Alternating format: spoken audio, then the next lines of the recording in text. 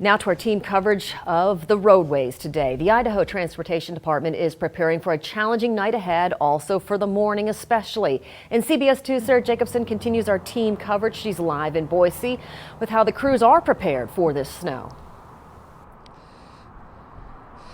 Yes, Natalie, as Roland said, snow is on the way for our valleys, heading down to our valley floors. And I'm here at the Idaho Department of Transportation Department, where they told me earlier today their crews are packed and packed down, ready to go. What they're mainly using, magnesium chloride and, of course, salt. They're going to be laying that on the roadways overnight tonight to prepare ahead, again, of this storm system. But they tell me now they're waiting for Mother Nature to give them the green light. Let's take a look inside the Idaho Transportation Department, where I was earlier today. And again, they are getting ready ahead of this next storm system. They work closely with the National Weather Service ahead of each winter storm in preparation. And officials tell me that their trucks, they're loaded down with sand, salt, and magnesium chloride, and the plows are ready to roll.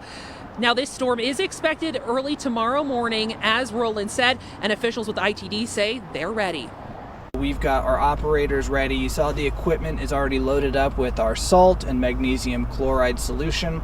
And we've got the operators. We are on a schedule where we're going to be able to have as many of our plows out as we can while the storm is happening. Yeah, and that timetable actually starts very early. He tells me their crews head out by around midnight through 2 a.m., first laying salt and then transferring over to their snow plows. But back out here, of course, it is the calm ahead of the storm. You want to make sure that you're giving yourself enough time for tomorrow morning's commute. It is expected to be slick. So if you are going to be out there on the roads, give yourself some extra time. You know it's going to take a little bit longer tomorrow. And ITD also wants to note that as their plows are out there on the road, you want to make sure you stay behind their plows by at least 100 feet, and you never want to, of course, be passing any plows. The best place to be also is behind them. But if you want more information or driving tips for the snow here in the Treasure Valley, you can head to our website, idahonews.com. But reporting live at the Idaho Transportation Department, Sarah Jacobson, CBS 2 News.